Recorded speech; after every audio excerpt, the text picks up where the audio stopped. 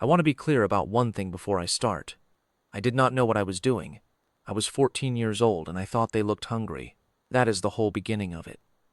Whatever the Rethkai Territorial Provision Council has since written in their official records about the founding of the cold weather garrisons right at the Solace farmstead, the actual beginning was a 14-year-old girl throwing a chunk of leftover grain-loaf over the back fence because 3 juvenile predator warriors were sitting in the lower pasture, looking thin and miserable in the first cold rain of the season. I am saying this for the record. I understand the inquiry board has received the Rethkai documentation. I have read some of it. The Rethkai write things very formally, and the formal version of what happened makes it sound deliberate, like my mother and I understood what we were establishing. We did not. My mother told me to stop feeding them the second time I did it. She was not wrong to tell me that. I want the board to be clear that the original act was not a strategy or a diplomatic overture. It was a child deciding that 3 animals on the other side of her fence looked cold and underfed, and acting on that observation before thinking it through. I have thought it through considerably since then. I am 14 now, which means I was 11 at the start of the events I am describing, and whatever understanding I have now I did not have then. I am telling this as carefully as I can, which is how my mother has asked me to tell it, because she says that careful telling is a form of respect, and that the inquiry board deserves our respect. My name is Marin Solace. I am 14 years old. My mother is Pila Solace, sole title holder of the Solace farmstead in the Outer Margin Resettlement Corridor, Vethkaar Province, Land Block 774. We have farmed that land for 11 years. My father died in the 3rd year, before I have any clear memory of him beyond a large presence, the smell of his soil, and the sound of his voice low in the evening. My mother has managed the farm alone since then, and I have helped since I was old enough to carry things. We grow taro grain and keep a small herd of velk on the lower pasture. We maintain our own irrigation channels and a grain store that holds enough for the season plus a winter reserve. We do not employ outside labor. We have not needed to. It is not a large farm. It is ours. I will tell you what happened in order, as best I can remember it. The first cold season I am describing was the one 3 years ago, when I was 11. The Rethkai had been passing through Vethkaar Province in larger numbers that season. There had been some kind of territorial restructuring in the outer margins. I did not understand the politics then, and I am not sure I understand them much better now, except that several Rethkai training cohorts had been displaced from their usual ground routes following some kind of agreement among the outer margin territorial commanders, and the displaced cohorts had been moving through the resettlement corridor lands in transit. My mother had seen adult Rethkai at a distance twice that season, crossing the far end of the lower pasture at night, moving in the quiet, disciplined way that adult Rethkai move when they are traveling with purpose. She had not been frightened exactly, but she had been watchful. She knew what Rethkai were. Everybody in the outer margins knows what Rethkai are. They are the armored predator warriors of the Vethkaar outer territories. Stand roughly 2.5 meters at full adult height, sometimes taller, the larger adults achieving something closer to 2 meters 80 at the shoulder. Their scales run in layered plates of a color I can only describe as hammered bronze green, the particular green of old metal left out in rain, which deepens toward bronze at the scale edges and brightens toward the base where the new growth comes in. Their eyes are amber, very bright, and they have a way of holding still that is not like how prey animals hold still. Prey animals hold still because they are frightened. Rethkai hold still because they are deciding. There is a difference. You learn to see it after a while, the same way you learn to tell the difference between a velk that is resting and a velk that has gone somewhere internally in the way animals go, somewhere when they are very frightened. Adult Rethkai are heavily armored. They wear their own scales as primary armor, and over that they add beaten plate, harness when in formation. The harness fitted at the shoulder joints and across the chest in a pattern that I later learned varies by unit and by rank. Their foreclaws are retractable, housed in sheaths of thickened scale along the inner foreleg. When they retract the claws fully, the foreleg looks almost blunt, almost inoffensive. They do not retract them for your benefit. They retract them when they have decided something is not a threat. I did not know any of this when I was 11. I have learned most of it since, partly from observation and partly from the Rethkai territorial education packets that the Inquiry Board's office kindly forwarded to our homestead after the incident with Inspector Osvan, which I will get to in due course.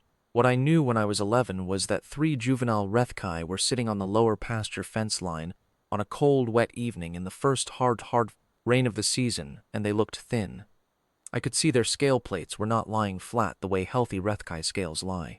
They were slightly lifted, the way a cold animal's fur lifts to trap warmth against the skin, and the juveniles were hunched in a way that grown Rethkai do not hunch.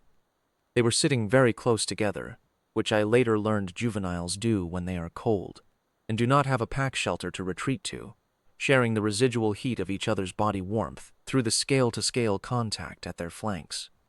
My mother had gone inside. I was supposed to be finishing the evening grain check in the store shed. I had a half loaf of taro grain bread that I had been eating while I worked, because my mother lets me eat while I do grain checks if I keep it away from the seed stock. I stood at the fence for a while watching them. They watched me back. Nobody moved for a long moment, the 3 of them on one side of the fence and me on the other, in the rain, all of us getting wet. I threw half the loaf over the fence. I am not sure what I expected. I think I expected them to scatter. They did not scatter. The smallest one, the one I later named Haral, leaned forward and picked up the piece of grain loaf very carefully with the tip of one foreclaw, turned it over once as though assessing it, and ate it. The other 2 watched him while he ate. Then the middle one, Vorn, picked up the second piece.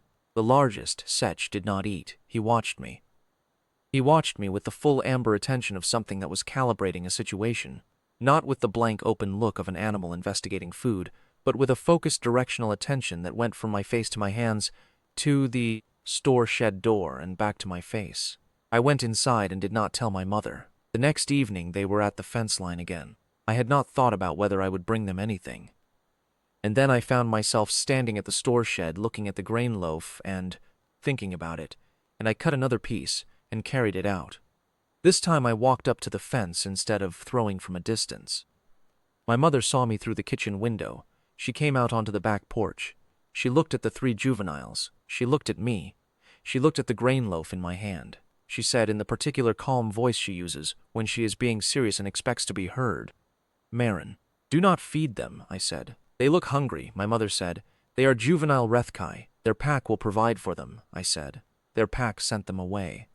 "I don't think they have a pack right now." My mother was quiet for a moment. She is not a person who makes rapid decisions, and she has taught me by example to be the same way. She looked at the 3 juveniles at the fence for a long moment. I could see her reading them the way she reads the Velk when she is assessing their health.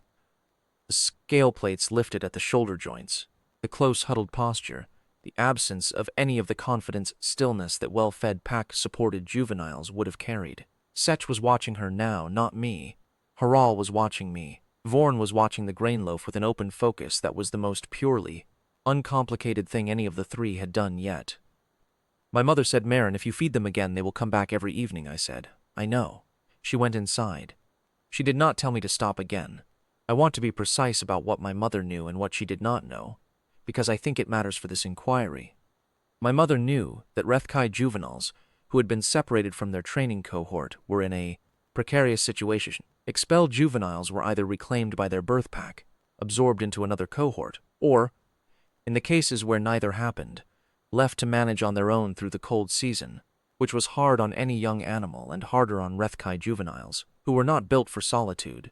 She knew better than I did that feeding them could establish an ongoing relationship with animals that weighed approximately 300 kilograms each at their current size, and would weigh considerably more when fully grown, and that were classified as apex territorial predators under both authority wildlife guidelines and common outer margin knowledge.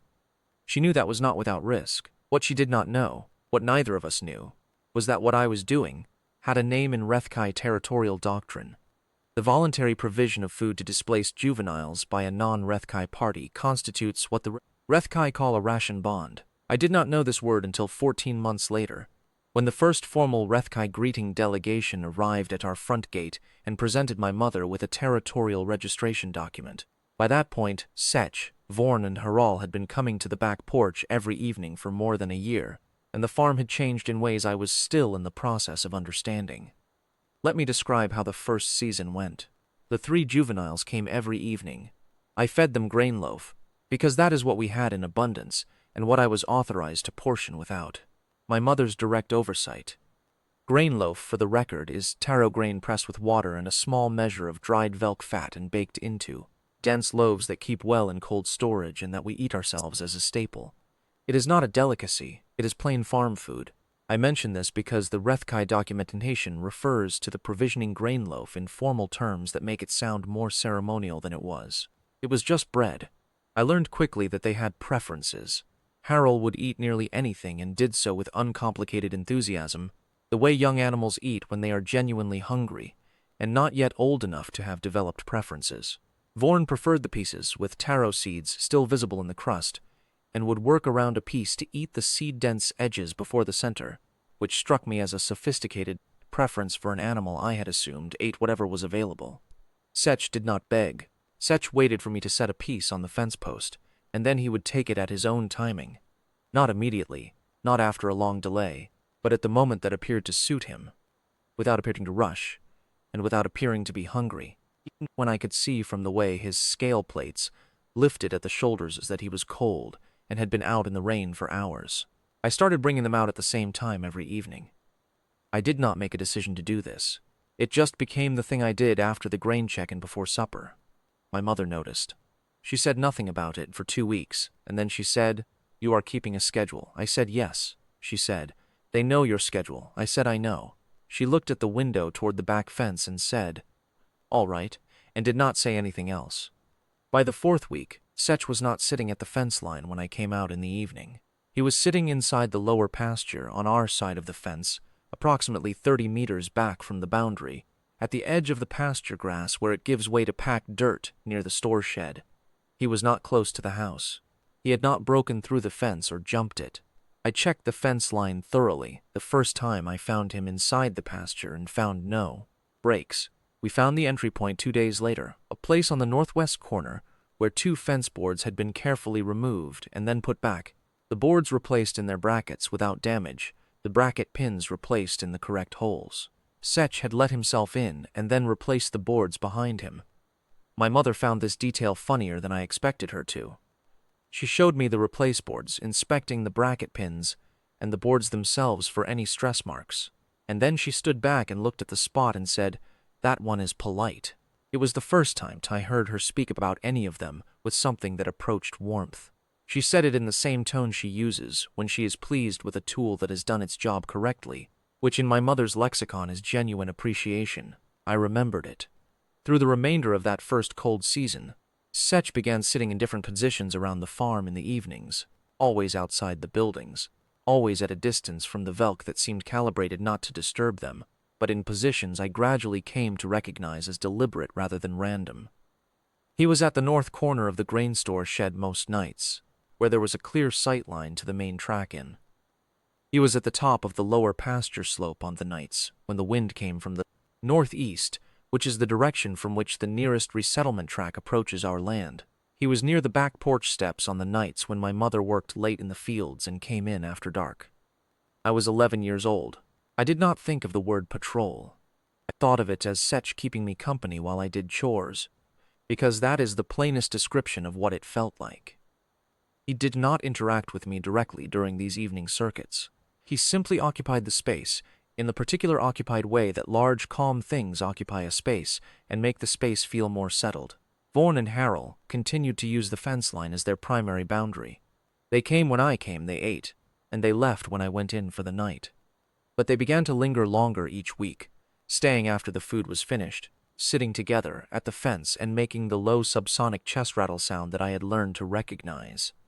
It is not a loud sound. It is the kind of sound you feel more than hear. A vibration in the air, low enough to be below the threshold of what you consciously notice, that you become aware of gradually, the way you become aware of a change in temperature, or the cessation of a sound that had been running continuously in the background. I told my mother about the chest rattle one evening when she came out to call me in. She had already heard it. She said she thought it was probably a proximity acknowledgement sound. She had looked it up in a general outer margin species guide at the Central Settlement Library, and that in the contexts described, it indicated the animals were comfortable with their immediate surroundings and the beings within them. She said this with the careful neutrality of a person filing away new information without yet knowing what weight to give it. The cold season ended. The juveniles came less regularly, and then not at all for several weeks. I was not alarmed, I was mildly sad, in the way you are sad when something pleasant becomes absent. I went back to the grain checks without the grain-loaf, and the back porch fence was just the back fence again, and I found that I had gotten used to the chest rattle sound and missed it in the evenings the way you miss a familiar background sound when it stops. They came back in the second cold season. They were bigger. All three of them had grown noticeably through the intervening months. Setch especially, whose scale plates were now lying flat and close, in a way that indicated health, rather than the cold-raised adolescent scrawniness of the first season. His color had deepened too, the hammered bronze green richer and more settled. The scale edges carrying more of the bronzed tone that I would later learn indicates a Rethkai moving toward adult coloration. Harold had grown taller, and his movements had lost some of the uncertain quality they'd had in the first season, replaced by a more deliberate economy.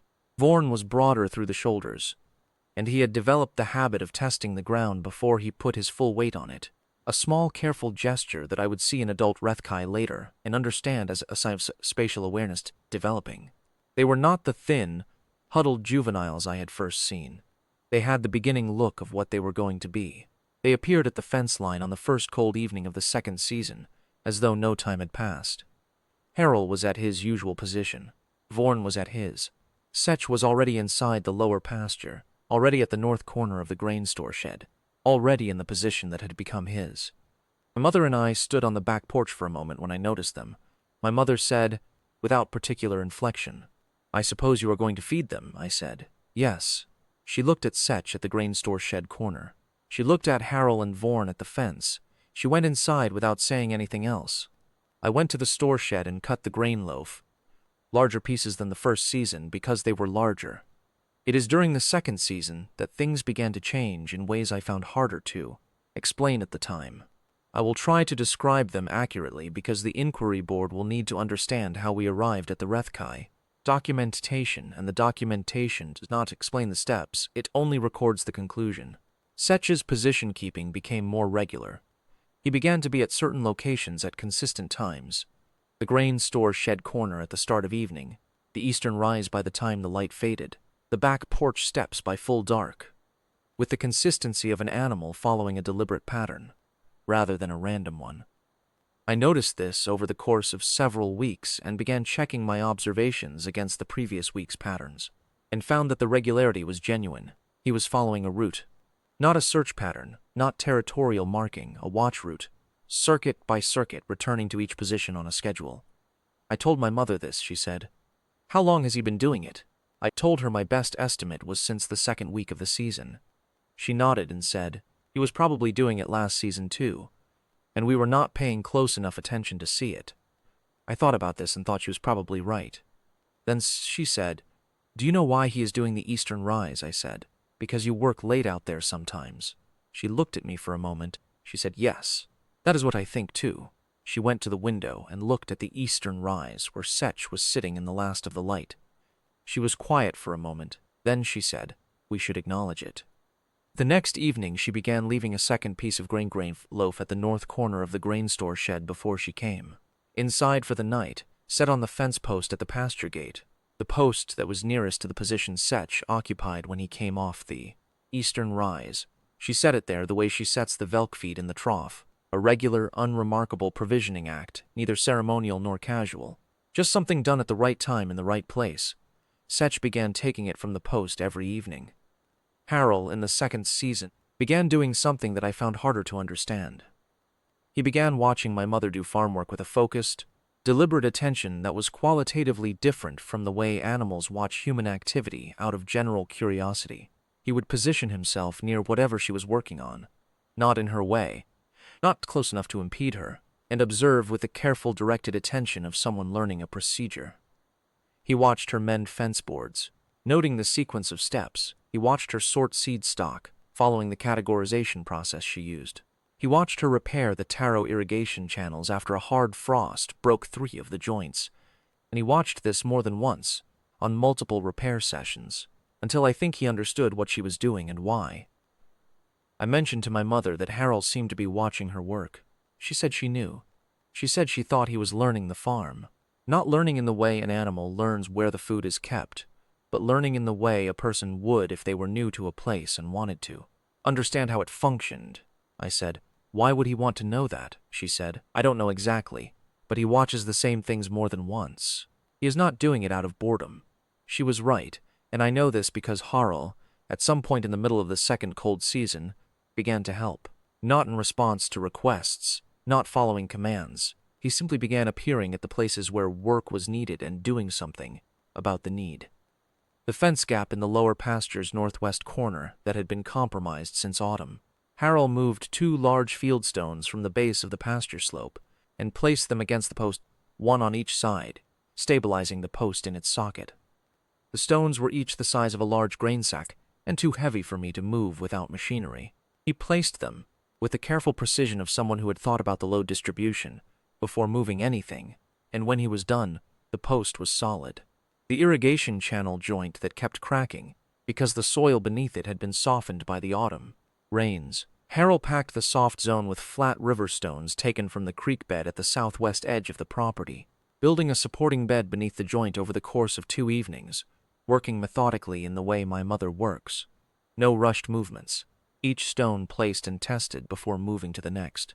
When he was finished, the joint stopped cracking. My mother found the packed joint on the 3rd morning after Harl finished it. She stood at it for a long time without saying anything. Then she crouched down and ran her hand along the stone bed, testing the placement. She looked up at me. She said, "This is not an obvious fix." I said, "I know." She said, "This is the fix I was planning to do myself when I had the time." I said, "I know, I watched him do it." She looked at the creek bed visibles in the distance and looked back at the stoned work and said, "He is paying attention to what needs doing, not just to what is there, to what needs to happen." I said yes. She stood up and looked in the direction Harl usually came from and said, "We should acknowledge it." The next evening, before I brought out the regular grain loaf, my mother came out onto the back porch and set a separate portion on the low fence rail, closest to where Harl usually sat at the start of the evening, a larger piece than the usual portions, and a piece of dried Velk jerky alongside it, which was a different provision, not grain. We ate Velk jerky ourselves, and it was more valuable than grain loaf by a significant measure. My mother set it there without ceremony and came back inside. Harl looked at the portion when he arrived at his position. He looked at my mother, who was visible through the kitchen window. He looked at the portion again. Then he picked up the jerky first and ate it carefully, before taking the grain loaf. I later learned from the Rethkai education packets that in Rethkai provision protocol, accepting the highest value item first from a provisioning offer is a formal acknowledgement of the offer's validity. It is not instinctive. It is a deliberate social act with a specific meaning. The offer has been assessed, recognized as genuine, and accepted in full. Harl was 11 or 12 months old at the time I am describing. He had learned this protocol from somewhere. Vorn sat at the fence and made the subsonic chest rattle for a long time that night. I am going to try to compress the account of the second season's later months, because the inquiry board has asked me to be thorough, but also to reach the incident with Inspector Osvan before the end of the day, and I have a tendency to linger over details. What I will say is that by the late second season, the farm had settled into rhythms that included the 3 juveniles as naturally as they included the Velk morning count and the evening grain check. Setch on the eastern rise, Harl at his maintenance positions, Vorn at the fence railing with the chest rattle that had become the sound of evening on the Solace farmstead, and others at the outer fence line. This began in the middle of the second season, adults sitting at the outer fence boundary, not the inner fence line where Setch came and went, but the outermost edge of the property, where the landmark posts stand. 2 at first, then 4, then more over the weeks. They sat at the outer fence line and watched the farm. Not threateningly. With the particular observational stillness I had come to associate with Rethkai attention when something had their genuine regard. My mother saw them. She said, "I think the 3 juveniles are telling their people about this place, and their people are coming to see it." I said, "Is that good?" She said, "I think it depends entirely on what they decide they are seeing." She was calm when she said this. My mother is almost always calm, which has the effect of making me calmer too, which is sometimes the right thing. In this case, it was the right thing. By the end of the second season, the adults coming to the outer fence line included what I could tell, From their scale coloration and the weight of their harness, were senior members of their formations.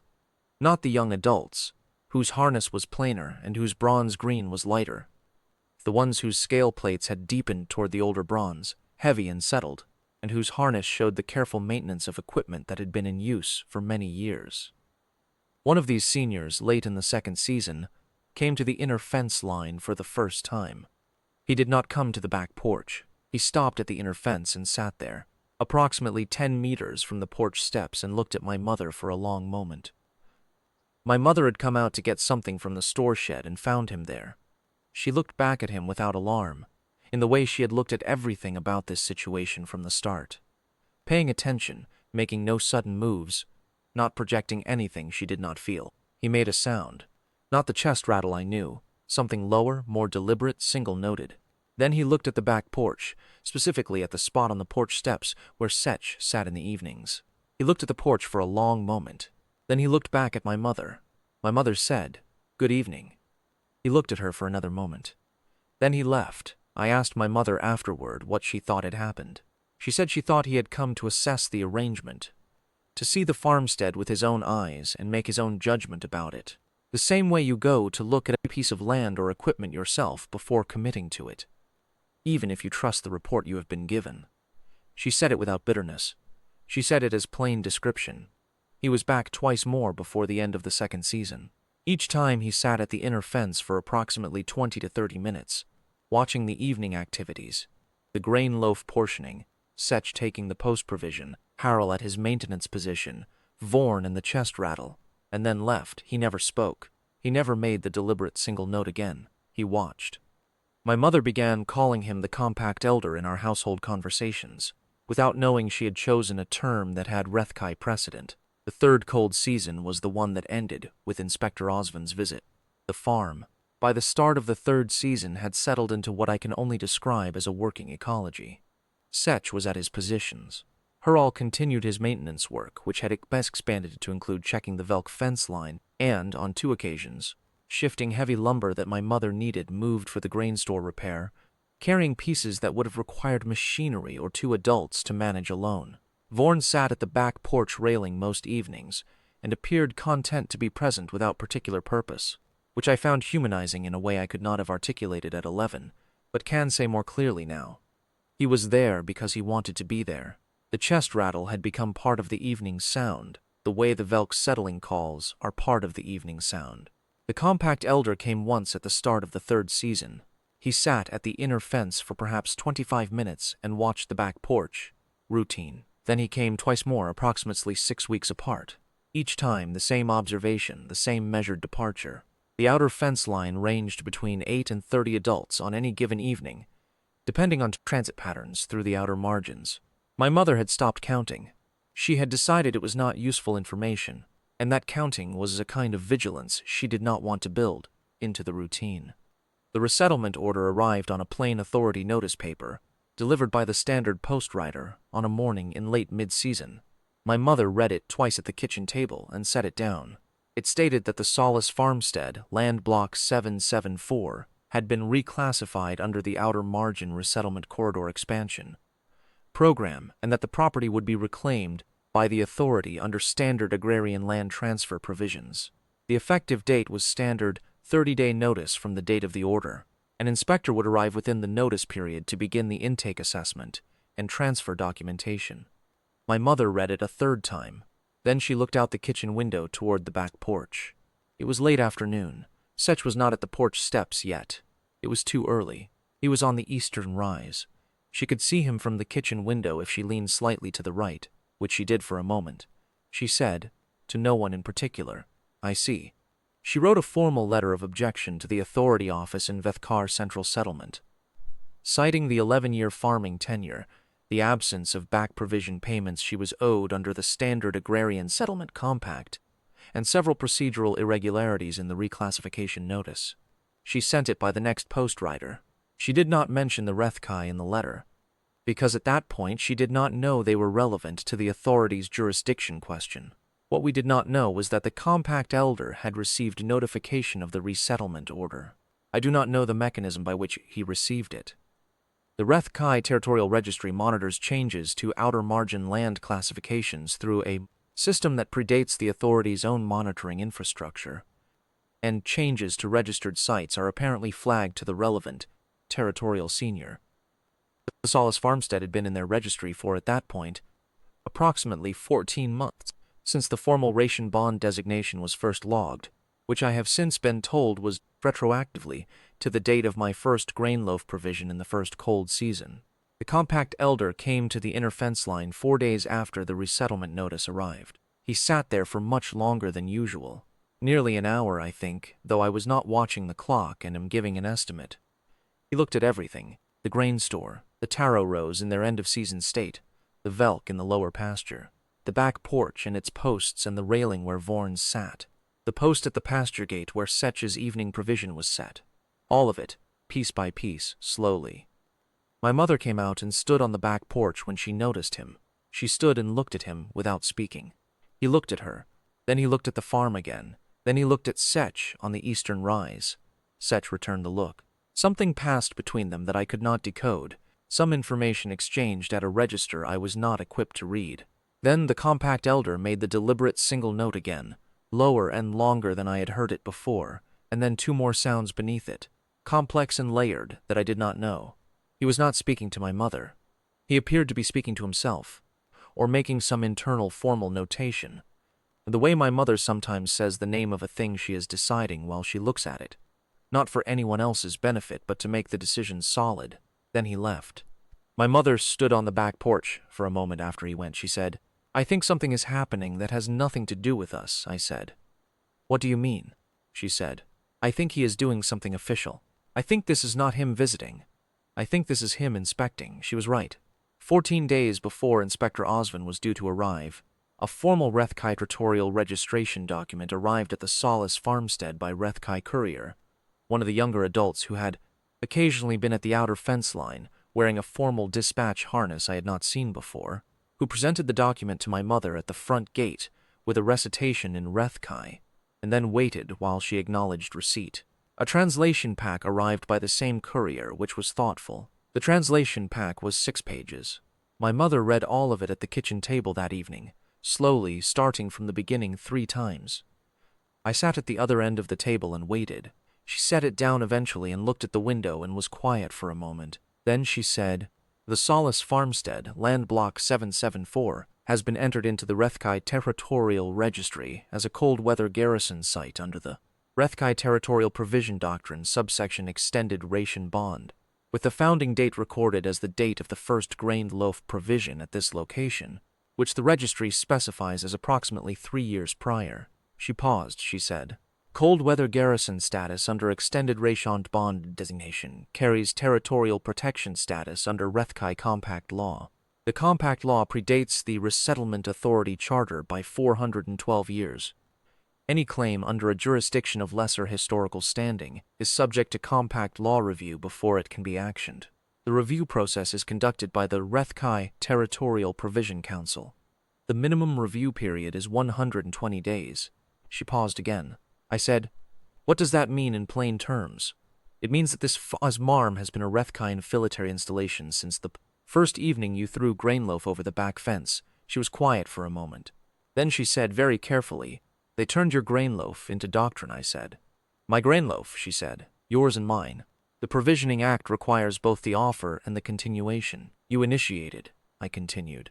"The compound provision over multiple seasonal cycles is what established the ration bond. The registry records both of us." I looked at the translation pack. I said, "Are they going to stop the inspector?" My mother said, "The document says they have already filed the compact law designation with the authority's outer margin administrative office, which the Rethkai have been doing for 400 years whenever a compact law question arises. The authority office is required to acknowledge the filing before any intake assessment proceeds." She picked up the translation pack and read one section again. Then she said, "Inspector Osvan is going to have a very interesting morning." In the days between the translation arrival and the inspector's visit, I read the translation pack myself. My mother had left it on the kitchen table, and I read it over 2 evenings, working through the formal language with the help of the authority's outer margin species glossary that we kept on the shelf. The glossary was old and did not have all the terms. But it had enough. I want to include some of what I read because the inquiry board may not have seen the Rethkai territorial provision doctrine in plain language translation, and I think it is relevant to understanding what happened with Inspector Osvin. The cold weather garrison designation is one of several categories of protected site in Rethkai compact law. The name is older than the current meaning. The translation pack's footnotes explain that it originated in a period when Rethkai pack groups sheltered during seasonal cold in specific locations that were maintained by local non-Rethkai farming communities in the outer territories. The communities would set out food and leave the shelter structures unblocked, and the Rethkai would use those structures during the worst of the cold season without harming the community's livestock or disrupting their fields.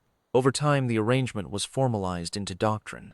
A site where a non-Rethkai community had provisioned a Rethkai pack group over multiple seasonal cycles was registered as a cold weather garrison and given territorial protection status, which meant other Rethkai groups acknowledged the farming community's claim on that land, and the farming community could not be displaced from it without the formal review of the Territorial Provision Council.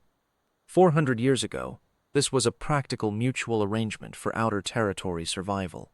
The farming communities had surplus food.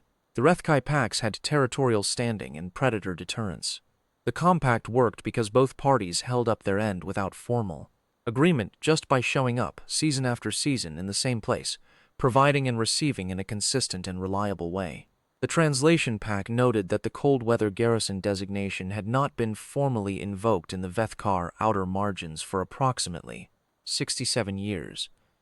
The last registered garrison site in this region had been a Velk farming collective in the northern corridor that had maintained provisioning relationships with a Rethkai pack group for 11 seasonal cycles before both parties' descendants eventually moved to central settlements. The registration remained in the Rethkai registry. The farm no longer existed. I read this and thought, 67 years. And before that, how many more? Going back to when the outer margins were first settled by farmers who had no relationship with the authority at all, only with the land and the things that lived on it, and the arrangements that made survival possible. I read the section on extended ration bonds separately twice.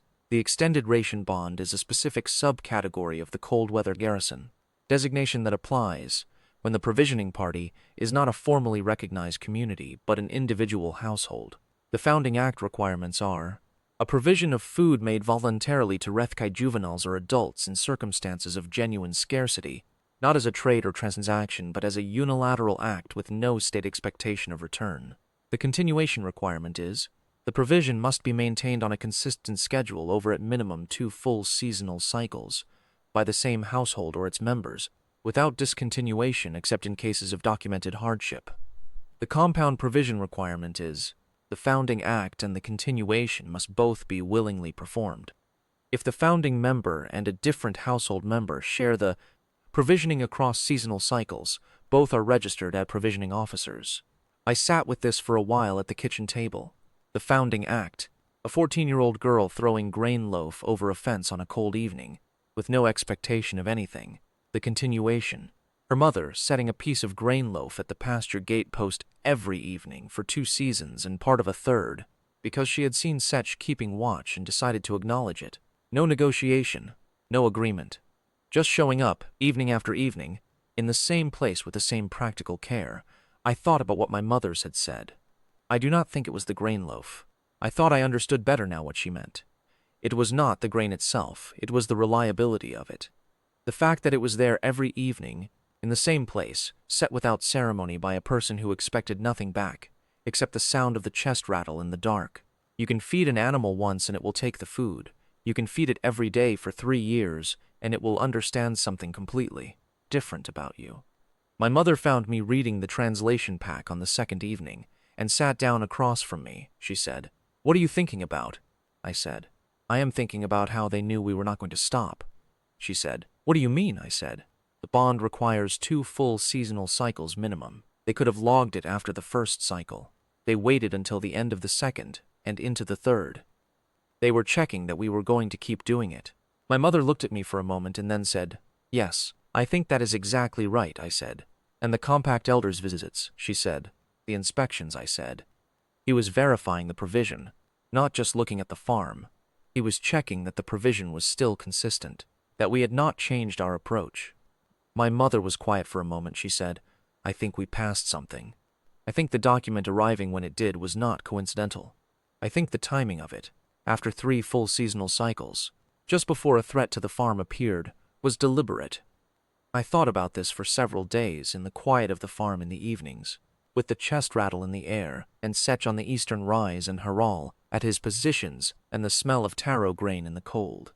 I thought about 400 years of farming communities in the outer margins setting out food in the cold season for pack animals that could have killed them, and the pack animals accepting the food and leaving the livestock alone, and the arrangement persisting across generations because both parties understood something practical and true about each other.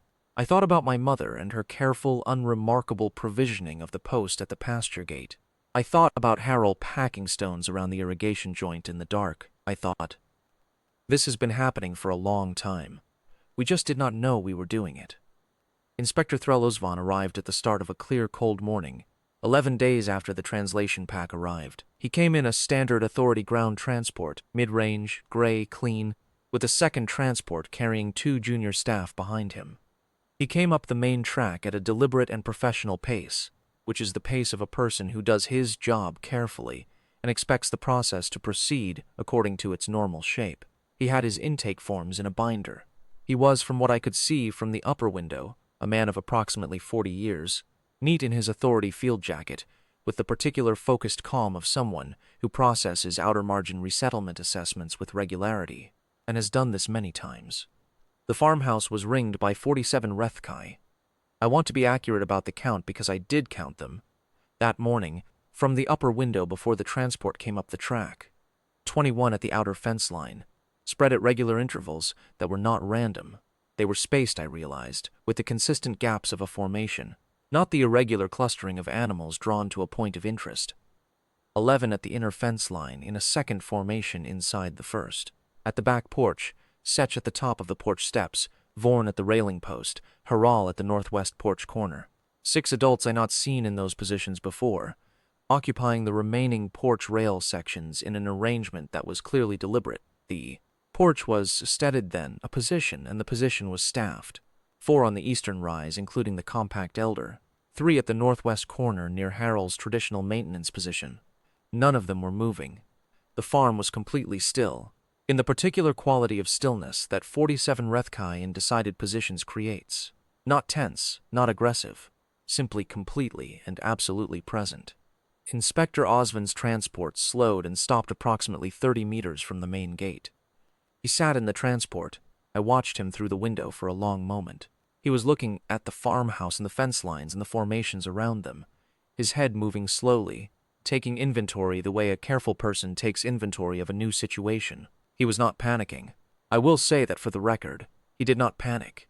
He looked at the 47 Rethkai with the expression of a man revising his understanding of the day he had expected to have. My mother came through the kitchen below me and out the front door and down the front path. She opened the main gate herself. She was wearing her working clothes, farm fatigues, her good boots, the jacket she wears for formal occasions that is the same jacket as her work jacket except it has no mend on the left elbow. She had her hair pinned up. She looked exactly like a farmer who had come out to receive an expected official caller. Inspector Osvan got out of his transport. He had his binder.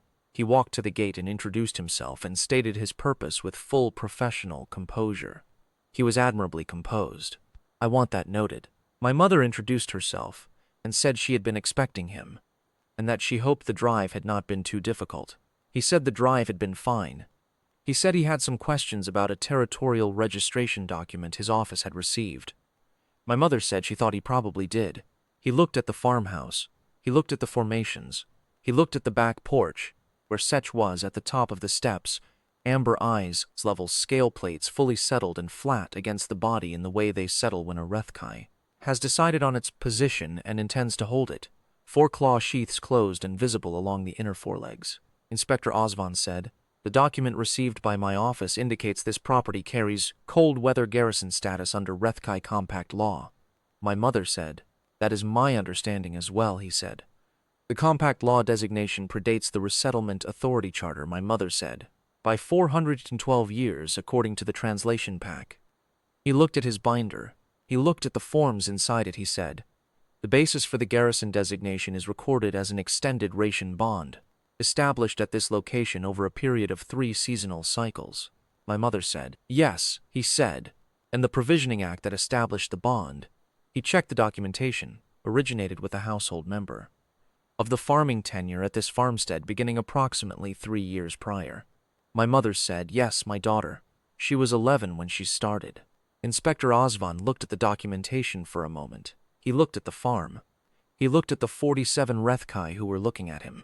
He said, I am required to note that cold weather garrison designation under extended ration bond requires the registration of a permanent provisioning officer under compact law.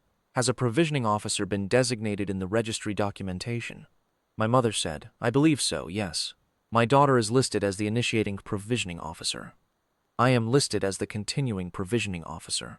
The compound provision is what established the bond, as I understand it, he said. Your daughter, she said. She was 11. She started them on grain-loaf because they looked hungry. Inspector Osvan looked at his documentation for a slightly longer moment than before. He looked at the farm again. Slowly the taro rose in the grain store, and the velk in the lower pasture in the back porch with Sech at the steps, and the compact elder on the eastern rise, and all 47 of them in their positions around the perimeter of a farm that had been in our family for 11 years and had been in the Rethkai Territorial Registry, it turned out. For 3. I see, my mother said. Would you like to come in? I have tea on, he said. Thank you, no. I think I have what I need for this visit. I will be in contact with my office regarding the compact law review process. He walked back to his transport. He walked at the same pace he had walked at coming to the gate. He got in. The junior staff, who had not gotten out, drove their transport back down the track behind him. Inspector Osvan's transport followed. The 47 Rethkai did not move until both transports had cleared the outer property boundary, and the sound of the engines had faded.